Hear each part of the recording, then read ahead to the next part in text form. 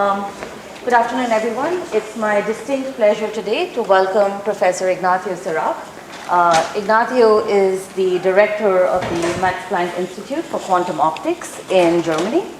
And he's really one of the leaders, I would say the pioneers of the field of quantum information and quantum computation. He got the field of quantum simulation started by showing how you could use systems of ions, atoms, physical systems to realize complex many-body Hamiltonians, and the rest is history. The other thing that really has influenced my work is I think he's the person most responsible for unifying the fields of condensed matter physics and quantum information using the common universal language and developing that language of tensor networks. Today he's going to be telling us this, he's going to be talking this very important topic of how you do quantum computation and simulation in the presence of errors.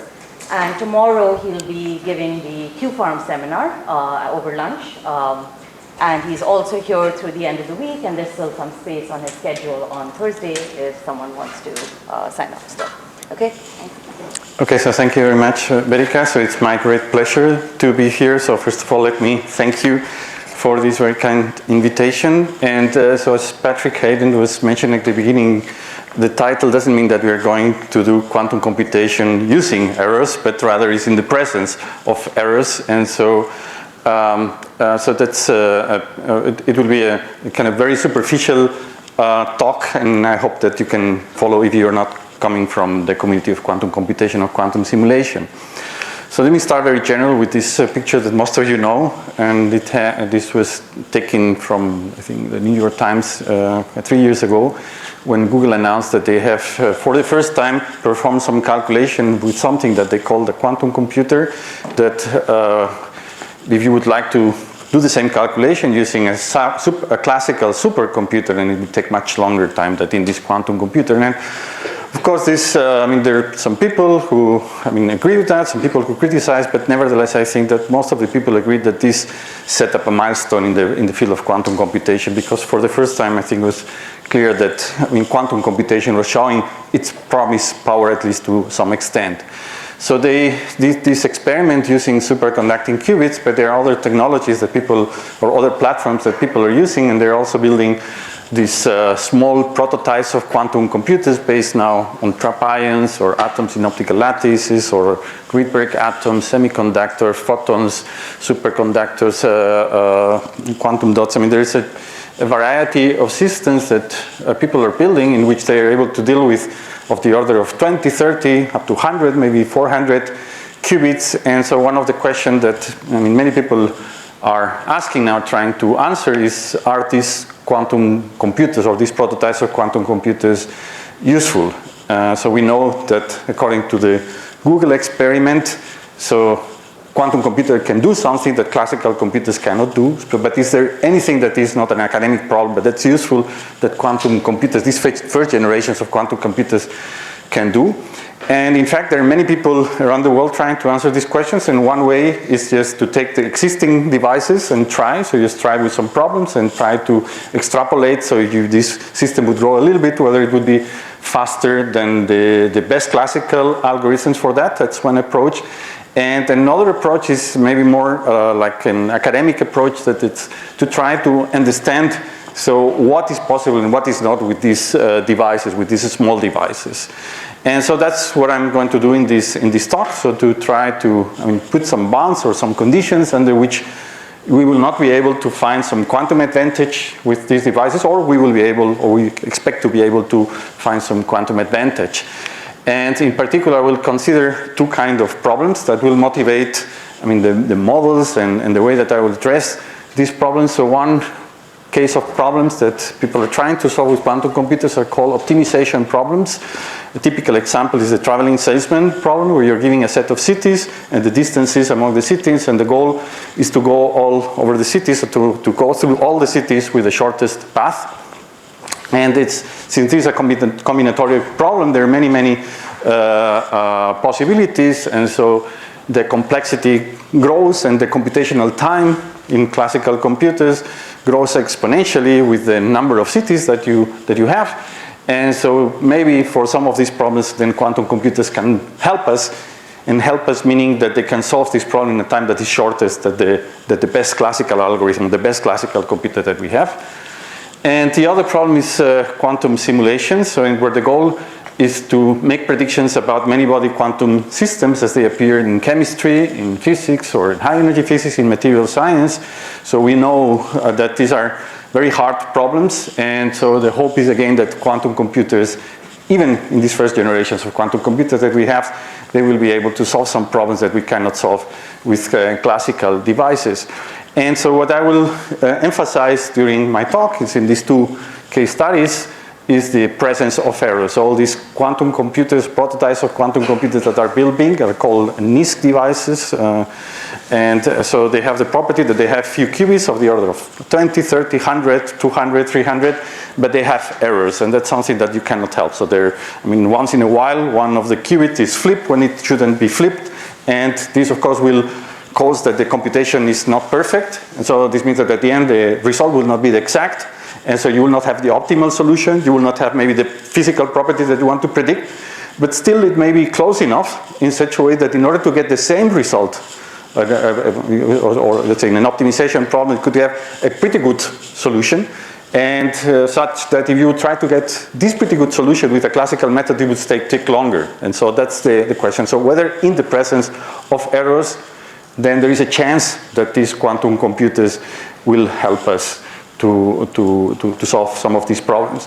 So there are many people working on these problems. So many of them are computer scientists, and they take a different approach. So we'll take a very physics approach here. So what we will do is to model some of these problems, some of these errors, and then try to make statements based on these models. It's different from what people in computer science do. They want to have like mathematical proofs.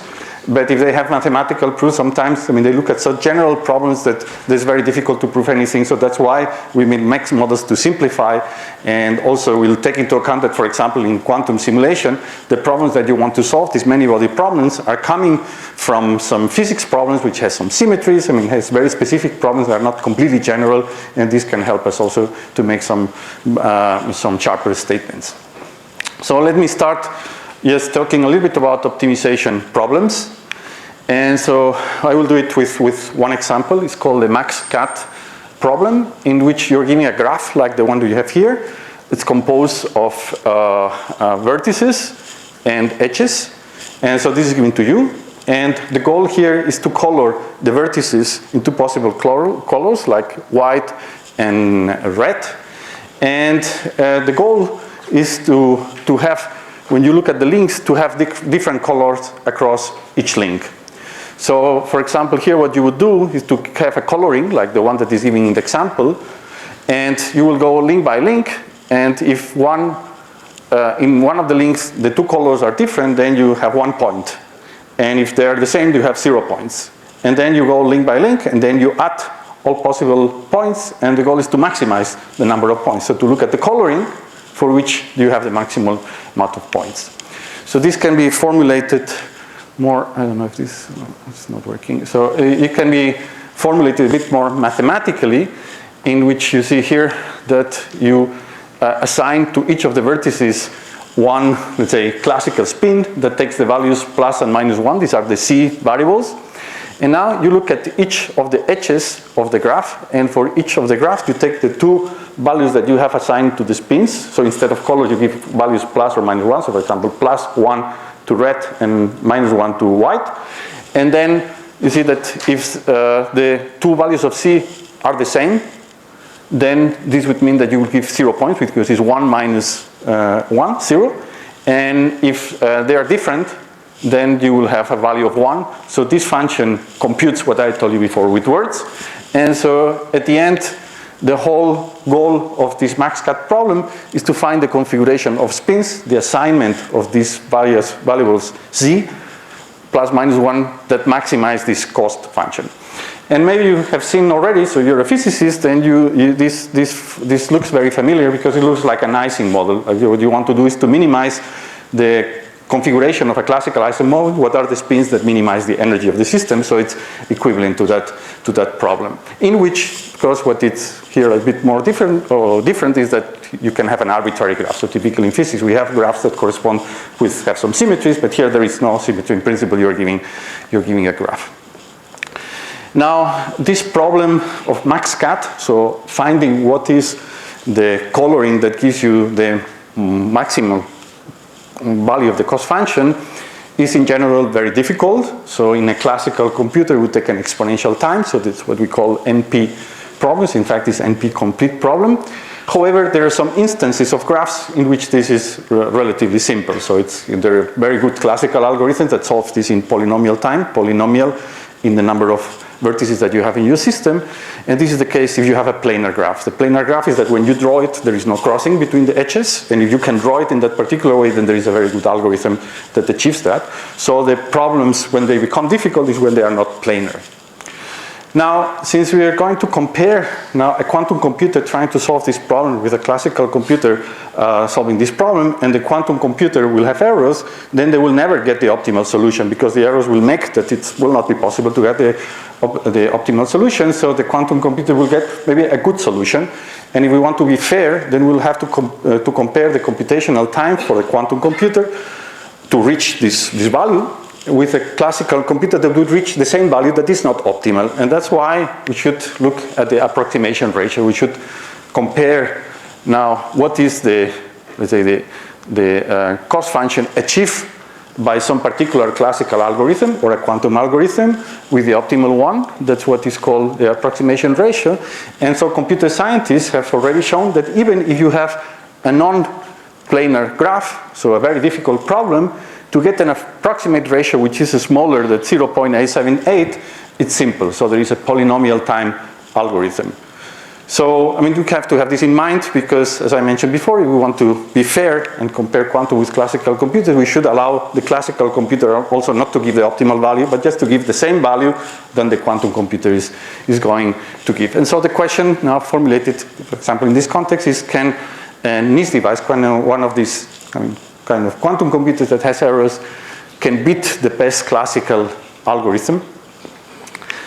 And okay, so for that, then I have to introduce some basic concepts of quantum computation that I'm sure that most of you know already. And that's the diagrams that we use to represent a quantum computation, in which on the left we have the qubits, which are initially all of them in the state 0. And from left to right represents time. And the squares that you see, or the rectangles that you say, are 2 qubit gates. And so what we can do is to have a quantum circuit in which the qubits are, the 2 qubit gates are applied to the qubits sequentially, like it's represented here. And at the end of the process, at the end, then you will have some measurements in which you measure, for example, if the qubit's in the state 0 or 1.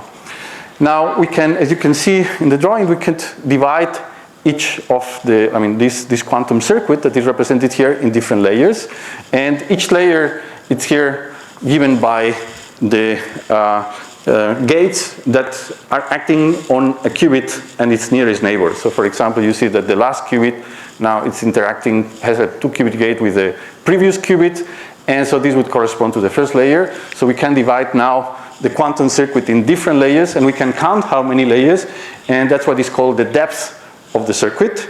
And it's basically the computational time. So we will be able to apply these gates in parallel on our quantum circuit, then the computational time would be proportional to the circuit depth. So I will use interchangeably the word circuit depth or computational time of the quantum circuit. So now these layers and the depth of a circuit then will depend also on the geometry of your quantum computer. So you have a quantum computer which has a one-dimensional geometry in which each of the qubits can only interact with the nearest neighbors. Then if you have a certain quantum computation, then the depth of the circuit may be different if you have a two-dimensional geometry in which your qubits can interact with nearest neighbors in 2 dimensions or in 3 dimensions, or if everybody can interact with everybody. So somehow when we talk about the computational time or the circuit depth, then we have to distinguish whether we are running an algorithm in a one-dimensional, two-dimensional, or all-to-all quantum computer. And as I'll mention later on, so the results depend on what is the geometry of your quantum computer. Now, so how can one solve this optimization problem with a quantum computer. I mean, there are several quantum algorithms here. I will be motivated by what is called a variational quantum algorithm. And the basic idea is that you can take a set of qubits. So now again, you're given, for example, this max-cut problem in which you have these vertices, you're given the graph, and then you have to find the coloring function. So you have to maximize the cost function. And so what you can do is to take a number of qubits equals to the number of vertices. So each of the qubits will represent one vertex of your graph.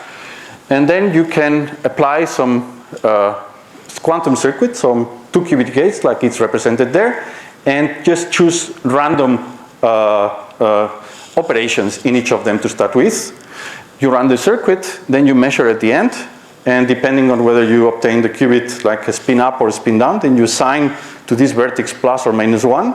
And with these numbers that you measure, you go to the cost function and evaluate it. This will give you a number. And now you go back and change the values of one of the gates and then repeat it. And this means that at the end you will have different numbers. And so like what we do in variational quantum calculations in physics, then what you can do is to try to find what are the optimal values of your quantum gates in such a way that you maximize this cost function. So you will have to run it, measure, run, measure, run, measure, and to see when you're changing one gate, if the cost function goes up or goes down. If it goes up, maybe you change another gate, and so on, and you do it like that. And hopefully, at the end, you find what is the optimal solution. I mean, there have been criticisms already to these variational quantum algorithms. So, for example, it may happen that even though there exists a circuit that will definitely give you what is the best solution, that maybe when you're doing this variational calculation, then you cannot go to the solution directly. And in particular, because at the end, the problem that you want to solve here is an optimization problem itself. You want to optimize what are the gates that will give you the maximum function, and the optimization of it's a problem that is an optimization problem, which is difficult itself, and so it may happen that already you get stuck and you don't get the maximum. But I don't want to discuss this here, so I want to concentrate here. And so what are the limitations that are due to the presence of errors in the quantum computer? And in order to model the presence of errors with a quantum computer, I'll take into account several facts that you can see in this model. So first of all, and this will be important, is that imagine that I have an optimal circuit. So imagine that at the end, I mean, I don't find this local minimum or something in this optimization, and indeed there is a solution, and I'm giving even the circuit that creates the right result. So the right result would be, for example, the assignments of the qubits that corresponds to the values that I have on the right. This is a product state. Now, what should happen in this circuit, since we are solving a classical problem, then the result at the end would probably be a product state. Right? So you start with a product state all 0, and at the end you're solving a classical problem, so you wouldn't like to have a lot of entanglement in such a way that when you measure a qubit, half of the times is 0 and half of the times is 1, because then you will not have the best solution. You would like that if the first qubit should be 0, then you always measure 0, so should be a product state. So somehow this optimal circuit that somebody has created, in principle, should create out of a product state another product state. The second thing is that in the middle of the computation, the circuit has to create entanglement. So if there was never entanglement in the qubits, then, because you could do it classically, because you can just consider the first qubit independently of the second qubit, the third qubit. So you want to take advantage of the quantum computer in the middle of the computation, in the middle of the circuit, then there should be a lot of entanglement, because we want to use it. So in a sense, the first half of the circuit will entangle the qubits, and the second part of the circuit will disentangle the qubits and create something like a product state. And the third part, which doesn't seem to be so important at the moment, that will be later on, is that in principle I could just measure qubit by qubit. So indeed, if my circuit prepares out of a product state a product state at the end, then I could just first, for example, measure the first qubit, repeat it many times, and get what is the value for the first qubit, 0, then repeat it for the second qubit. Of course, I mean, I could do it all of them at the same time. So I could run the circuit, measure all the qubits, and then I have the solution. But I could do it just qubit by qubit, and this would be later on, because there would be an algorithm that would do it like that, qubit by qubit. And I think that, so this will be used later on in order to model, I mean, these circuits, as I mentioned, just using these motivations. Okay, so now I'm going to introduce the errors in this circuit. And so that's, I want to say that this is a work that's been done together with Raúl Triveri and Guillermo González.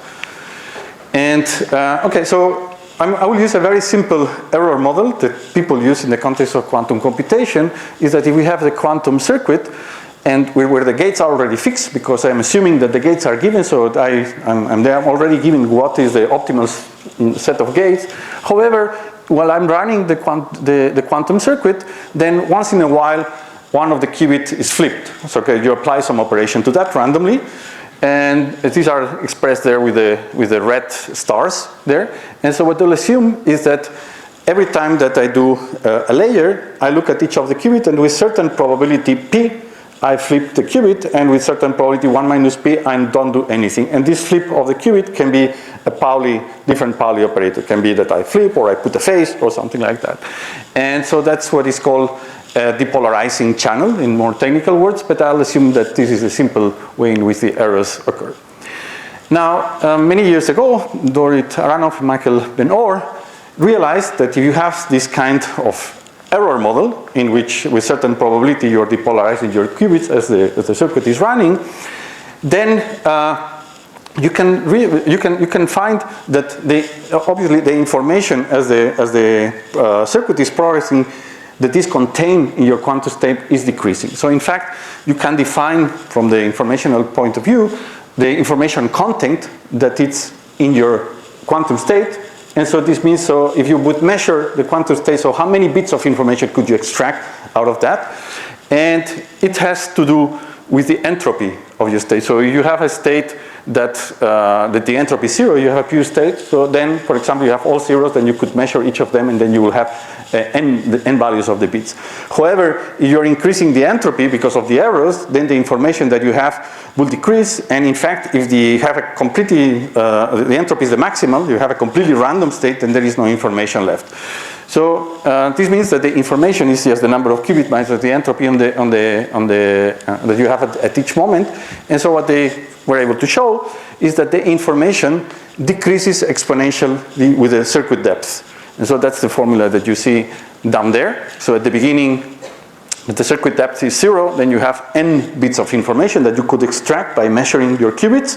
However, if you have a depth, then this decreases exponentially. Or another way of looking at that is that if you look at the entropy, that the entropy is growing, and at some point, you see, if the circuit is very long, then the entropy will be very large. And now, this tells us that if you have a quantum circuit and there are errors, then at the end the entropy can be so big that there is either no information left on your system, or that it's simple just to sample the values that you would get after the measurements classically with methods, with sampling methods, with Monte Carlo methods. And that's something that was figured out by Franca and Garcia Patron in 2021. And so they show that if the depth of the circuit is larger than a constant, then the entropy will be so large there that then you could obtain the same result just sampling according to some Monte Carlo method. So in fact, I'll give even some more sophisticated argument. So if the entropy is sufficiently large, then you know that at the end what we are doing is minimizing the energy of some Ising model. But if we have an entropy that is large, we could minimize given some entropy, and this is like computing the free energy. And there is ways of computing the free energies that are very efficient if the equivalent to the temperature is a constant, and in this way they were able to show that you cannot have an advantage with a quantum computer, because you could get exactly the same result with a classical computer just using Monte Carlo methods, typical sampling methods. So if the depth of your circuit is very large, then there is no advantage with a quantum computer if there are errors. Now what happens if the depth of the circuit is smaller than this constant? Then it turns out that you cannot get an advantage either, because then it's very simple to find an algorithm that will solve the same problem. Let me show you how. So I told you before that you could now measure what is the state assigned to each of the vertices, just measuring qubit by qubit. But if the circuit is very thin, the depth is very short, then you see that the qubits that will affect the qubit that I'm measuring will be only the ones that are in this light cone. The other ones will not affect the result of my computation, so I can forget about them. Oops, I don't know what happened now.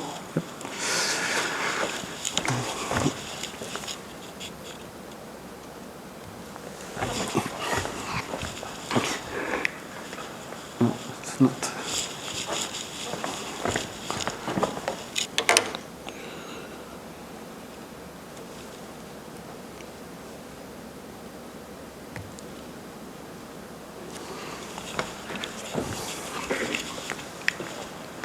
Okay, so I can forget about the other qubits.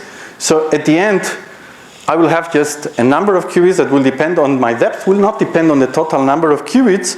And then there's a finite system, a small system, and then I can solve it exactly. I can simulate my quantum computer with a classical computer. And now the computational time, of course, will scale exponentially with the number of qubits that we have. But since we have a number of qubits that depends only on the depth, not on the system size, then the classical computational time would be linear on the system size. And so altogether, this means that under this error model, and yes, based on entropic arguments and this simple argument, then there cannot be any exponential advantage if you have, in this kind of problems, if you have these depolarizing errors. Okay, so now this method that I mentioned, this kind of is a back of the envelope calculation that tells you about the possibilities of having advantages with quantum computers in these kind of problems. Actually, it has some advantages and disadvantages. So first, the errors, that I'm assuming that you have these depolarizing channels. And these are the channels, or these are the errors which increase the entropy. But for example, you would have some other errors that don't increase the entropy, then these arguments would not be valid. Just imagine that you have an error which is a spontaneous emission. A spontaneous emission will produce the state 0, 0, 0, 0. The state 0, 0, 0 has zero entropy, so it does not produce any entropy at all. And of course, this shouldn't work, but you cannot say anything because this is not this kind of channel. So it would be good to have some other statements that would include more general errors and not these kind of errors, which are maybe not the most, let's say, general ones that you can have in your quantum computer. The other thing is that, while this is valid for all circuits, so it's just based on entropic properties, then at no point there is an argument based on the existence of entanglement. So even if you will have no entanglement at all, then you will have exactly the same bonds. However, as I told you before, then in this quantum computation, it's expected you will start with some state that is not entangling your qubit. You will create some entanglement in the middle, and they should affect also the results at the end. And in particular, doesn't take into account the propagation of errors, which is what I want to explain now. And so the propagation of errors is based on a very simple fact, is that imagine that I have an error at some point in the computation before I do one of these 2-qubit gates. This is marked there on the left, an error. And then I do a 2-qubit gate after that. Then after the 2-qubit gate, not only the qubit that I had will have an error, but also the other qubit will be affected with an error in general. You can see it in an example. So imagine that I'm just doing a control NOT gate, that's a specific 2-qubit gate, in which ideally I should have the state 0, 0 entering, and for the state 0, 0, this doesn't change any of the qubits. However, if I had an error in the second qubit, which is a 1, then when I do this gate, then the first qubit will also have an error, so it will produce another error. And so this means that now if I have another gate after that, then this error will propagate and propagate and propagate. And so in principle, you could expect that if you have an error in the middle of the computation, this will not create just one error at the end of the computation, but will create many errors at the end of the computation. And so this will also affect the statement about your computation. And So now the question is, so how this affects the statements that I was talking about before. And so what we have done in order to understand this is to make a model, as I mentioned before, based or motivated by the statement that I told you that this quantum computation should have. And so the first thing that you could do is, well, we'll have to have a model that is tractable. So at the end, the problem is that if you want to look at the scaling, so how this will go, then we will not be able to make any statement because we don't have classical computers that could simulate, let's say, a noisy channel, a noisy quantum computer of many qubits. So we would like to have analytical results or something that can be computed numerically but easily, so a tractable problem. And one possibility, which is widely used in the context of quantum information, is to assume that your gates that you're applying to your circuit are random. And the idea is that at the end you have random gates, then you can average with respect to all possible gates, and then you can get analytical results because it's very well known, so how to do these averages. However, this does not fulfill the conditions of the model that I told you before, because if I start with a product state and I put random gates, then at the end I will have a very entangled state. Whereas, since we are solving a classical problem, we say that the final state should be a product state, should be a classical state, and therefore that will not represent well what we wanted to describe here. So the idea is to now put a trivial circuit which at the end has some random gates, and then does the inverse of that, has the random gates but yes, the dagger of them. And so that's a completely trivial model, which is just identity, doesn't do anything at all. So maps a product state, which is the 0, 0, 0, into the product state, which is the 0, 0, 0, 0. And you can imagine that if you're solving a model in which the solution would not be the 0, 0, 0, it would be 0, 1, 0, 0, 1, and you could put at the beginning a single qubit gate in each of them that will produce the result, and then you apply this trivial operation, so at the end you will have the right result. So this has the advantage that it describes also the fact that at the beginning you will create entanglement and then you will disentangle, but it will also have some limitations because it's a model. So it's not like the proof that you use people in computer science, it's just to understand so how the error scale in the system. And I mean, it's a little bit more difficult than having random gates because now there are some correlations, but still this is very easily to treat almost analytically. Okay, and so let me tell you what happens when you solve this model. I will tell you qualitatively. So at the end, it's no surprise. So if you want to know what will be the state of the qubit, which is there in the middle of the computation, then it turns out that the state of the qubit will depend on whether there has been an error, not only in the qubit itself, but in the cone that is affecting this qubit in the past. Now, the details is that depending on the error model that you have, depending on the parameters that you have in this error model, then this cone will be open or more closed, etc., but that's basically what is the result at the end. So if you want, so if there is an error in this mark area that is there, then it will affect the qubit that it's at the end, is not only that qubit. So then you can figure out very easily, so what is the scaling now of the error? So what is the probability of the error in the qubit that is over there? And the probability of an error there will be the same as what we had before.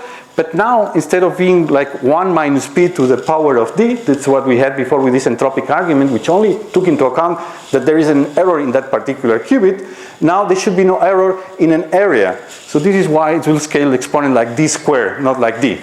It's not that after these steps what happened, but it's after the steps that are in the qubits that are in this mark area, which is like an area, so it's an area. And this will be in one dimension, so you have a one-dimensional quantum computer.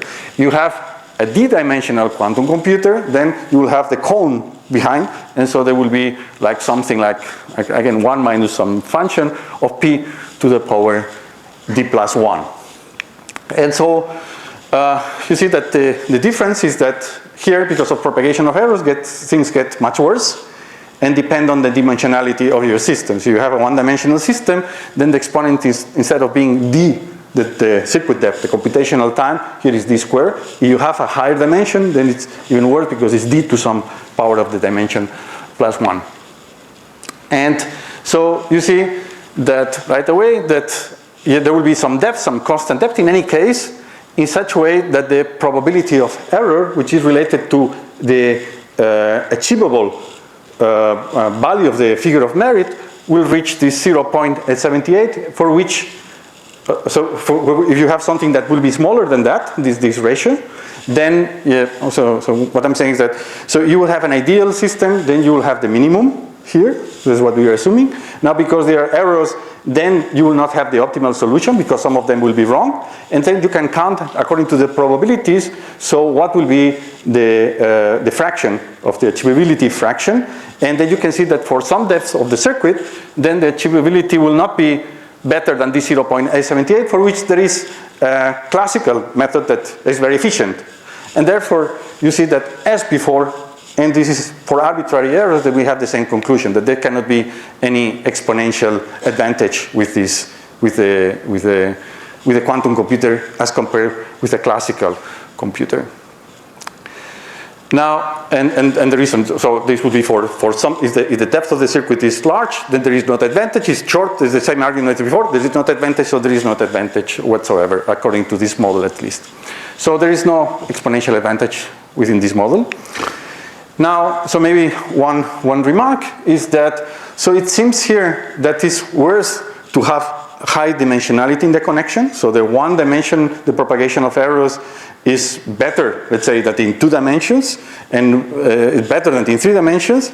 However, also we know that the power of quantum computation is better if you have a quantum computer that has more dimensionality, more connectivity. So for example, you have a quantum computer in 2 dimensions, and then you want to do a gate between these 2 qubits and these 2 qubits.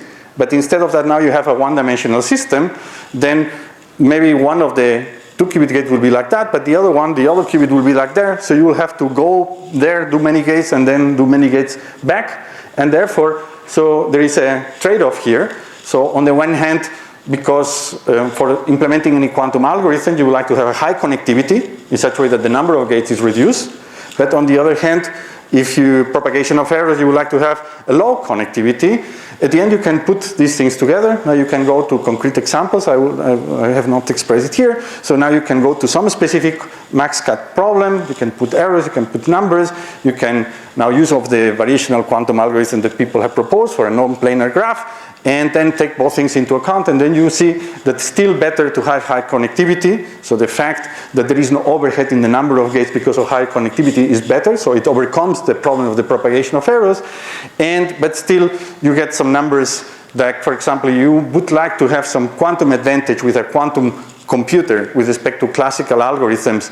Now in terms of more time that it will take, then you see that the error per gate should be of the order, this p that I put before, should be of the order of 10 to the minus 5, which is beyond what we have right now. So maybe to summarize this part of the talk, so here it means that, and for this optimization errors, it will be very hard to get, according to this model, to get advantage with quantum computer, at least exponential advantage. However, these results, it's a model, so it's not if I was a computer scientist, then here I would come with a mathematical proof that it's impossible. This is not a proof. I'm saying that we're trying to have a model that represents what we understand about the circuits, and according to this model, then you see that it seems to be difficult to get some advantage. Also, it's not only a model, it's an average. So that's sometimes we are averaging with respect to all possible circuits, with respect to all possible unitaries. Still, you can prove some concentration results, but it could happen that maybe for some particular graph, for some particular problem, then you have some gates for which things are better than what I expected, because I can only, let's say, give you results with respect to averages, with respect to unitaries, with respect to problems. So there can be some problem for which this is good. Now, it works for general errors, so it's not, this, what I mentioned here, it's not only for depolarizing, but for general errors. Now, the model is very specific, so that's what I mentioned before. However, I think that, it's very intuitive, the fact that if you have something that has to create entanglement, then it has to correlate systems. So if there is an error, it will also propagate and send it everywhere. And so I think that these two things are joined together. So the fact that you have to create, if you want to create entanglement in the middle of the computation, then you will propagate errors. And if you don't propagate errors, it's that you cannot create entanglement, therefore you cannot exploit entanglement in your system. So in fact, one can make more specific statements about that and more rigorous statements at what I mentioned here that is based on a particular model. Okay, so with that, I will go to the second part of my talk. This is about errors in analog quantum simulation, and that's the work that is on the archives. This one has been done together with Adrian Franco and also Rahul Trivedi. Okay, so as I mentioned at the beginning, so there are quantum many-body problems, like the ones that appear in chemistry or physics or high-energy physics, that are very hard to describe with classical computer or to make predictions with classical computers. So typically what we do in many of the systems, then we discretize a space, or maybe the space is already discretized because we have some periodic structure, like in the case of a solid.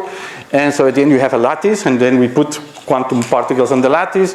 Then we know for first principles or phenomenologically what are the interactions. So this gives an Hamiltonian. And so we are typically asking some questions about what are the wave functions related to this Hamiltonian, maybe dynamics, maybe the ground states, maybe thermal equilibrium or something like that. So at the end, what we will have to do if we want to make predictions, at least exact predictions about this model, is to write some states like the one that we have here.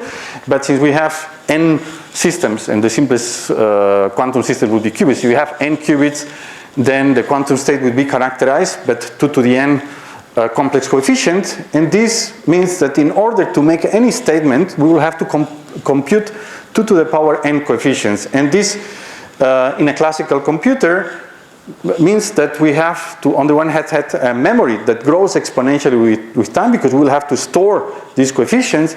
And second, since each of the coefficients will require at least one calculation, then we'll have to do an exponential number of computations with the number of qubits, with the size of our system, and this will grow. We would say that the computational time will also grow exponentially. So that's what's very different from classical and quantum problems. So before I was talking about classical optimization problems, and then the solution is a classical state, is a product state. So the memory requirements is very simple. If I want to store, I have to store n bits in my computer.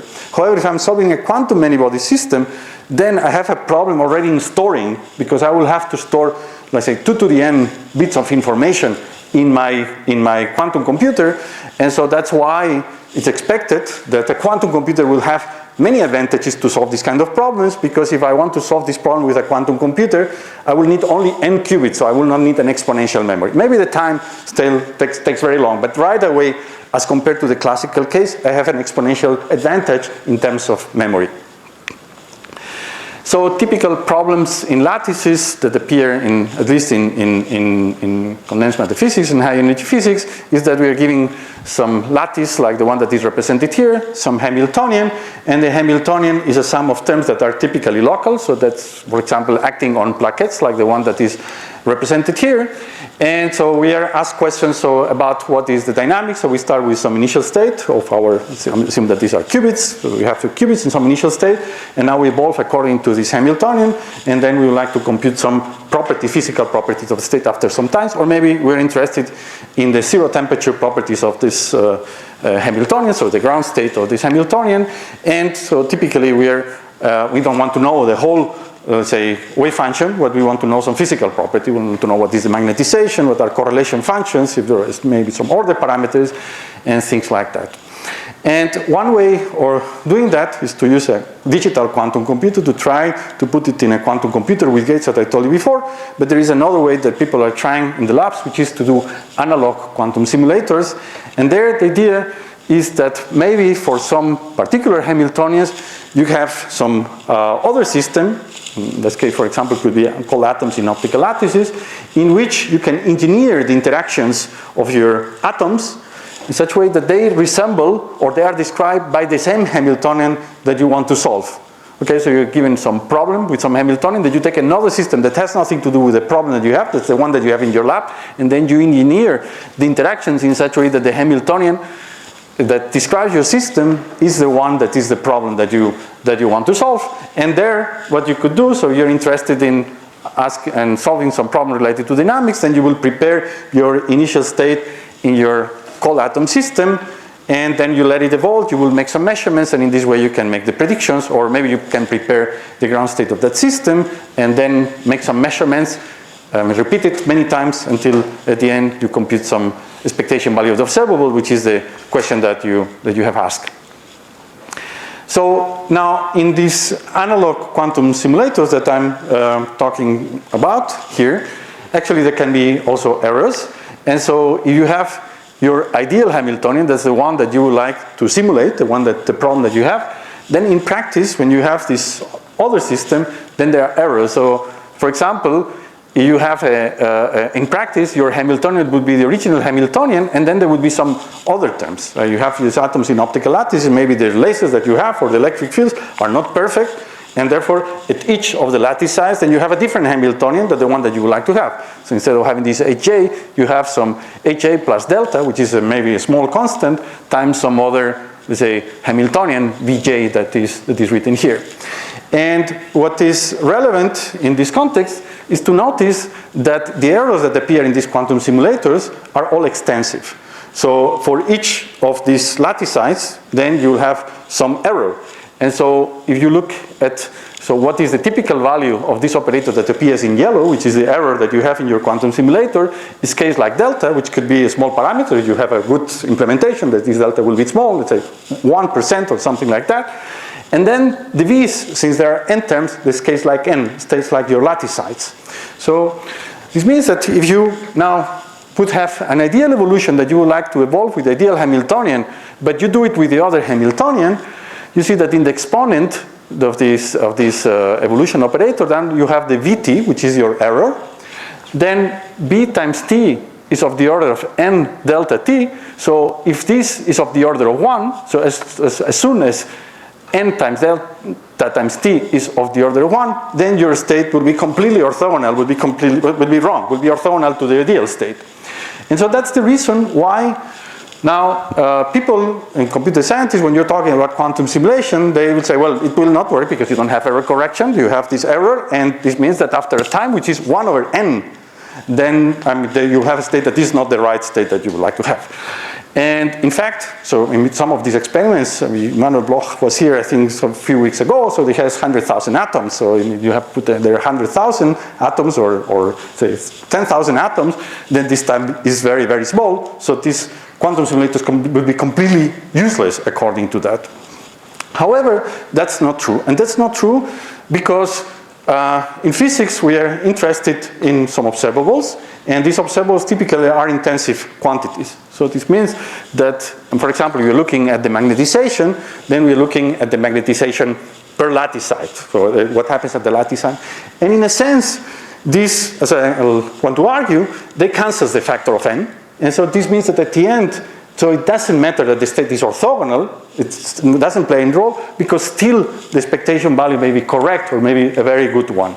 And when, I talk about that, and some other people talk about that with computer scientists, they didn't understand it, so the best way of convincing them is to show an experimental result. So that's the experimental result of the superfluid multi-insulator experiment that took place at my institute with Immanuel Bloch and some other collaborators, in which they were having of the order of 100,000 atoms, and they were simulating the Bose-Havard model. And what they did is that they have some Hamiltonian, ideal Hamiltonian that they wanted to simulate, and in their case the delta, which is the epsilon there, is of the order of 20%. So it was very big. And so the 0.2 times 100,000 is an enormous number. So it means that the state that they had in the experiment was completely orthogonal to the ideal state. However, they still were able to observe a phase transition in the right way, and that's because they were looking at intensive observables. So this means that even if you have these extensive errors, if you're looking at intensive observables, then you can get the information that you want. And so what we wanted to do here is to do this a little bit more rigorous and to see to what extent we can put some conditions under which this is true. And that's what I want to show in the next slides. Okay, so go back to the formulation. So we have a model that we want to simulate. That's this Hamiltonian, which is a sum of local Hamiltonians in the lattice, like I showed you before. Now, our quantum simulator has some errors, has some delta, which is a small number, and then many terms of the order of n terms, one for lattice sites. And at the end, we're looking at some expectation value of an observable, which is an intensive quantity. So, for example, the sum of the magnetization divided by the number of particles that you have. This is the average magnetization.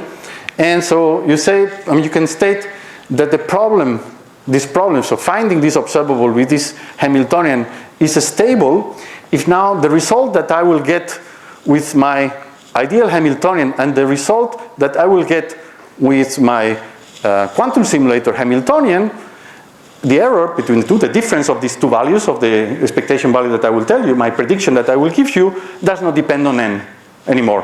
Right? That's what I want. So I would like to, that depends on delta. And also that when delta is equal to 0, then I have the right result. And with delta is, let's say, 5%, then I have an error of 5%, not n times 5%. And so now you can look at problems for which you can show that this is happening.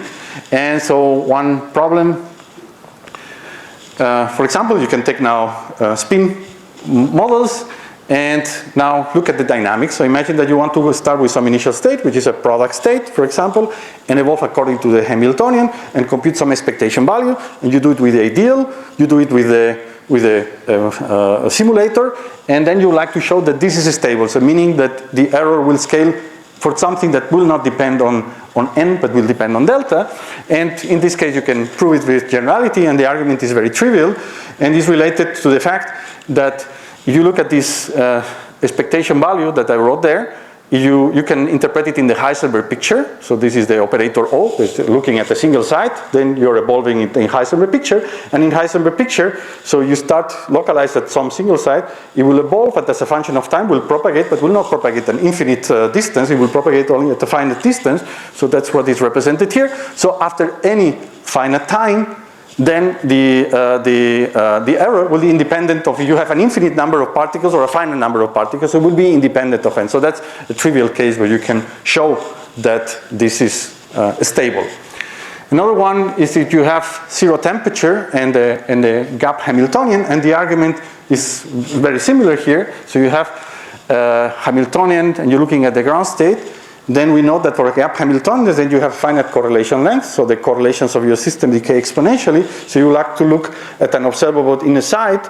Then, I mean, it will depend on what is around it, but not what is in infinite, and therefore it is dependent of the size of your system. So that's another model where you can prove now, I mean, using standard techniques, that this is stable. So what about a gapless system? When you have phase transition and the gap closes, then it turns out that for critical systems, you can also prove that this is stable. That's a little bit more complicated. And so even, with full generality, as long as you have fermionic Gaussian systems, so these are, you want some fermions where you don't have interaction, just hopping, or maybe you have some BCS kind of Hamiltonian. For this kind of Hamiltonian, you can also prove that even if there is a phase transition, then you have stability. So your quantum simulator will not care about the fact that there are n, the errors are extensive, but still you will be able to compute the things right with your system. And so you can illustrate it, for example, with some model, SSH model. This is a one-dimensional model in which you have hopping that is different on even sides than from odd sides. So these are fermions that are hopping in a line, and the hopping amplitude for even to odd is different from odd to even. In one case is 1, in the other case is j. And that's well known that for j equal 1 there is a phase transition, and for j different 1 is a gap system. And now you can do numerics, I mean, just to test the mathematics right. And so you look at the local observable, in this case would be some correlation function as a function of the number of sites for some delta. So this is still you have extensive errors, but delta. Then you see that if you increase the number of sites, then this observable error goes to a constant independent of the size, also at the transition point where j is equal to 1. Then you see that this is stabilized. So even if you have a phase transition, then the system is stable. And in fact, now you can do, what you can do is to plot it as a function of j, and then you see that the error, this function f of delta that represents what is the error as a function of the, let's say, the error that you have in your quantum simulator, then there is a little bit of a peak at j equal 1 at the phase transition, but basically nothing very spatial happens there. So in conclusion, so it seems that for many problems, even interesting problems where there are phase transitions and things like that, then the quantum simulators are stable against these extensive errors. And so now I want to finish just going a little bit beyond, because in many problems in physics, like in this one here, then you're not interested in what happens if you try to compute your system of, let's say, n fermions, and then n plus 1 and n plus 2, but you're interested in the properties in the thermodynamic limit. And again, so if you talk to computer scientists, or computer scientists want to talk about the complexity of solving problems with classical computers or quantum computers as a function of the size of your system.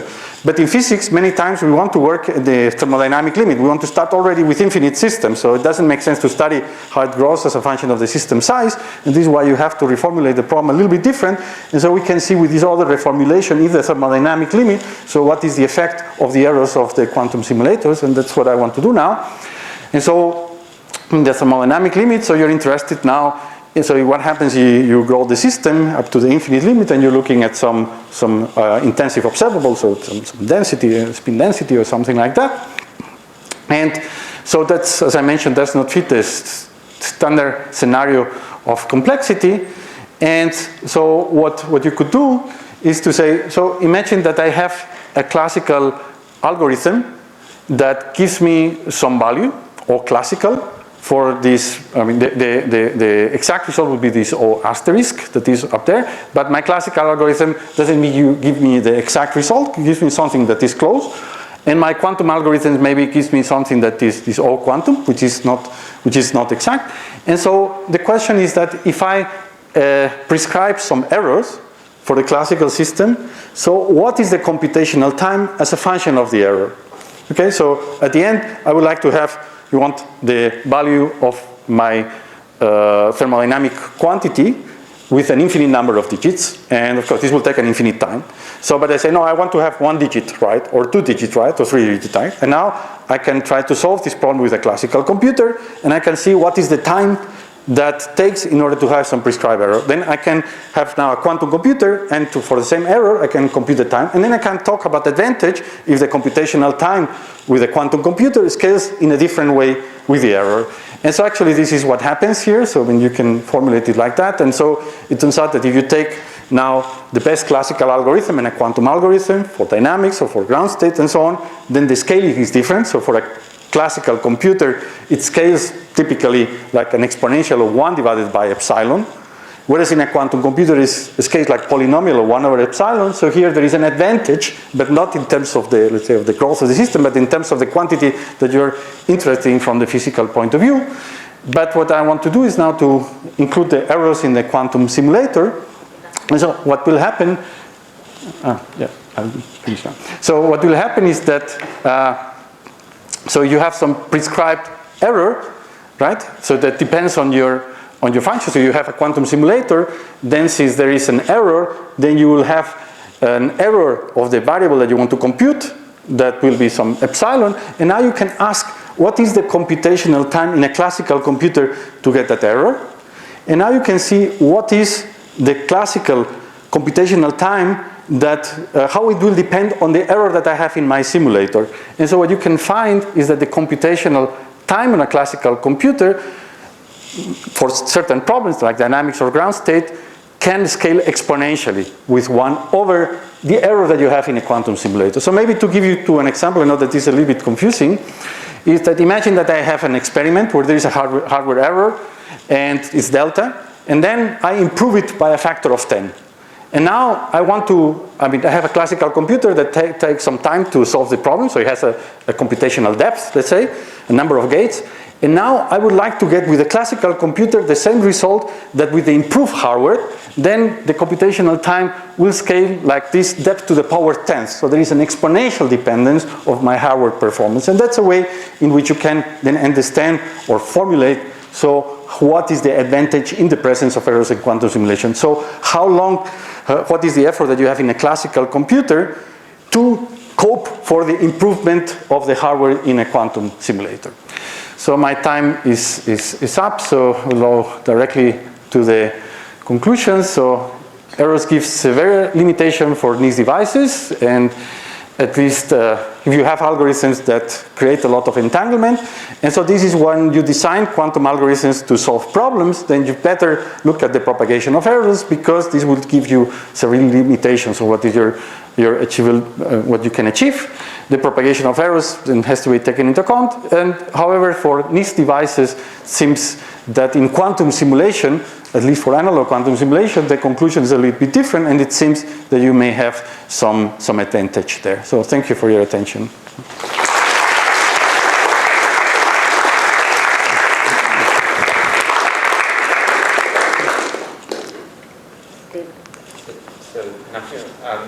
At the end, you said something very intriguing, which is that the decreasing the error. I realized this was just a scenario, and it could be different in different cases. But decreasing the hardware error in the quantum simulator could have a very big impact on how much longer you would need to run the classical algorithm.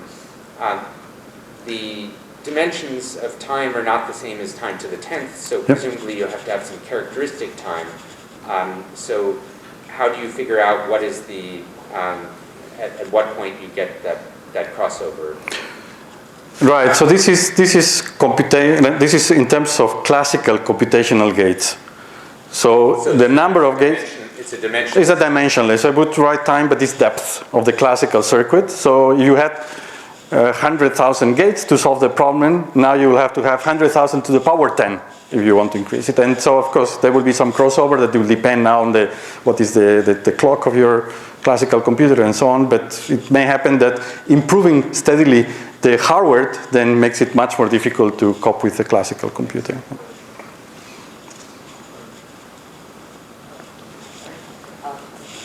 So you talked about the presence of noise, but how can you actually detect an error? I mean, you don't know there's an error there. How can you actually detect one? Well, so here the goal is that there are errors and you don't know, and still you can gain something as compared to classical computers. So you don't need to detect the errors. So they will give the wrong result, but it's pretty good still. Well, you will repeat it many times, and at the end you will have some expectation value, which will not be the right expectation value, but still to get the same expectation value with a classical computer would be much more difficult. My question is kind of related. So, if how much of these rely on the errors being independent from each other? Like if you have correlations. No, here it's very general. So you have the errors are. I mean, for the second part of my talk, this is a term that you add in your Hamiltonian. Right, and this would be like a term that is a Hamiltonian evolution. So they don't have to be random. No, there would be just it can be random operators that act on areas, but they have to be local. So I'm assuming that they are local. So they're acting only on some region, each of them. So in the first half of your talk, you made a point about short depth circuits being easy to simulate on a classical computer. Can you elaborate on why that is true? Have 2 or higher dimensions?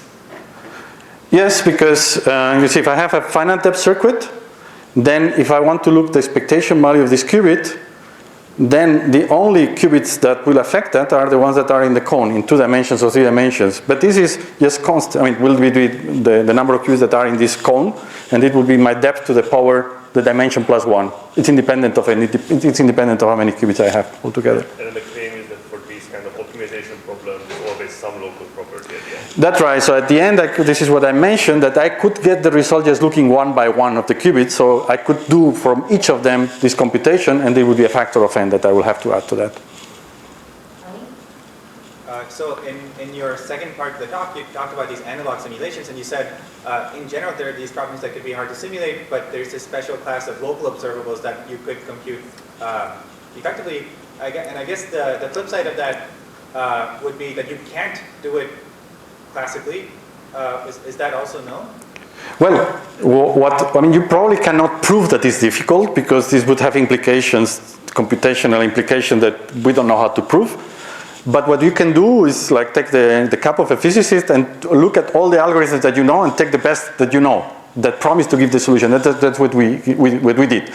So when we say there is an exponential speed up, is we take the quantum algorithm, then you compute what is the computational time, then we take the classical algorithm that gives you the right result, we take the best that we know, and for that we can make this statement. But this is not the case in which you have in the thermodynamic limit. It's even when you have your 100,000 traps, right. It applies even then. That's right, that's right. So this was the first part that I was saying for finite systems, and you can make these claims. But now at the end, so people in high energy or in condensed matter physics, typically they're interested in what happens when you have 10 to the 23 system. So that's the limit n going to infinite, and that's where you want to compute these expectations. So and now there's, you can read in the papers of what are the assumptions and so on to get these numbers and these claims that I have. Yeah. Yeah, I'm just wondering, say if you simulate system near the critical point, and you're interested in finding such as some orders of accessibility which can like fluctuate. In that limit, with the quantum computers within sort of the diverging correlation landscape problem for your quantum computers. Well, so the only claim that I can make is what we can prove, and we can prove that for these models of Gaussians, so these are quadratic Hamiltonians in creation and annihilation operators, you put now random errors, and they don't have to be translational invariant or whatever, and then these are also Gaussians, then we can make a statement that any expectation value will be close, and will be close to the ideal one of independent of n. So now you talk about derivatives, then it may be very big, but it will be independent of n. So there's this function of delta. I didn't tell you how it scales. Right? The only condition is that when delta goes to 0, this has to go to 0. But it's independent of n. There may be another scaling, so the closer you get to the critical point, there's another sort of scaling method. Okay, so what I don't know is if there will be some other errors that you can put there, that they are non-Gaussians, which will change the result, because we can only make the statement for this kind of problems when you can solve it. They're more important than I am. Okay, you go in there, Paul. Okay. So I'm on a different field, not quantum computers. So at the beginning of your talk, you talk about this cone that describes the propagation of errors when it is more a dimension. So when you talk about this, I thought about light cone that we have in general relativity, Yep. where the aperture of the cone is set by the speed of light. Yep. So I'm wondering if there is any first principle, something that can set, I don't know, the aperture of the cone, because you just say a function of p and extra dimension. Can you comment? Well, in a quantum circuit, there is a cone which is given by the set of gates. So you have a set of gates here, then another set of gates, and another set of gates. This defines a cone, let's say, just by the nature of the circuit. Now, you would have, like in the second part of my talk, where I have a Hamiltonian, and so there is a continuous evolution. In that case, there is not a strict light cone, like it is in the case of relativity, special relativity. However, there is an approximate cone. So there is always, because it's not relativistic, there is some tail, but this tail decreases exponentially fast. So even in non-relativistic systems, as long as you have local interaction, there is something like a light cone. Sure. So you've made the case that noise is bad. And now, sort of we all know this, you know, working with time evolution of Hamiltonians, and noise is bad. So we go to my computer friends, and I say, well, you got a noise problem. And they say, no, we have error correcting codes. Okay? Now, it's your talk, so would you please wax forth a little bit on error correcting codes? Yes, but this is not related to my talk, because I didn't include error correcting codes, but in principle there is something called error correcting codes, and so this tells you that under certain conditions, and these conditions are very restrictive, then if there are errors, then you can correct these errors and get the right result even in the presence of errors. And these conditions are the following. So errors have to be kind of local. Second, the probability of error, the p that I use here, should be sufficiently small. There is a threshold. The third condition, which is very difficult to have in experiments, in current experiment, is that this p that I wrote should be independent of the system size. Or said in other words, you have a quantum computer with 2 qubits and you do a 2-qubit gate that have an error of 10 to the minus 3. If you put 1,000,000 qubits and you do the same gate, it should be still 10 to the minus 3. shouldn't be dependent of the system size.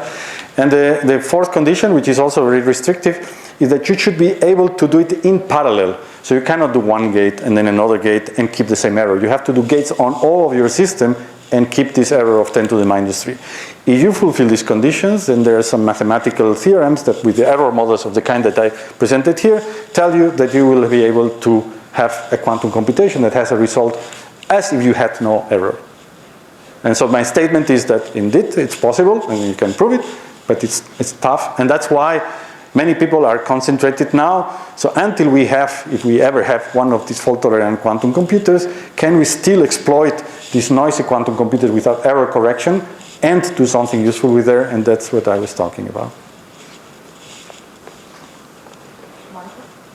Yeah, I'm wondering whether your results on simulation and stability to errors there give any insights into sort of more computational applications where you would have a similar sort of stability because maybe the problem maps to something that's similar to finding independence. Yeah, that's an interesting question. I don't know because yeah,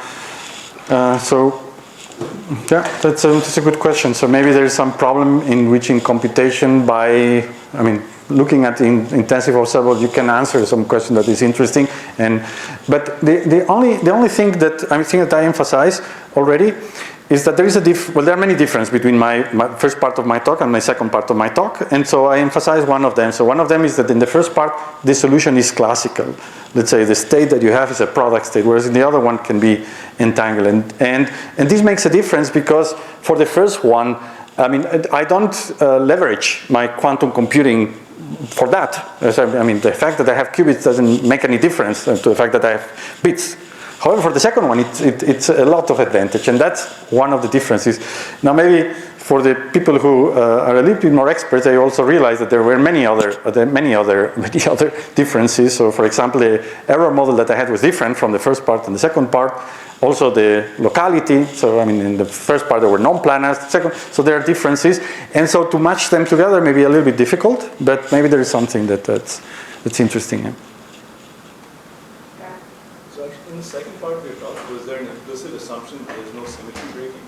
Because I would think if the random terms were to break the symmetry, then even if many of them were small, they could add up to a big effect. Like in Riemann. No, I mean, I was hiding that.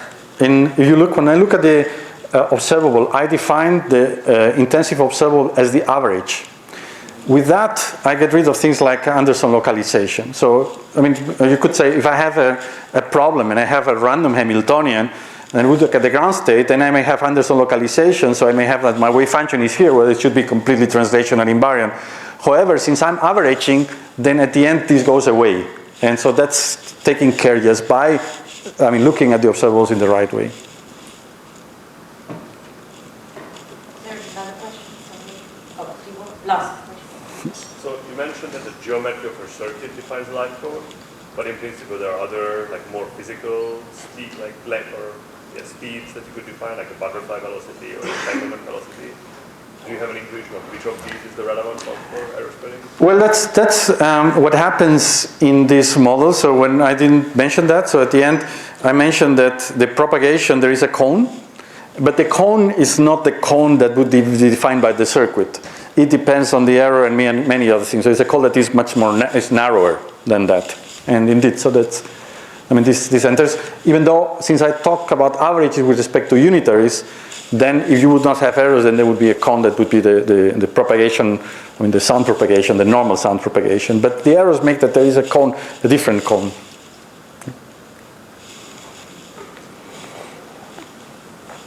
Okay, let's thank Ignacio again.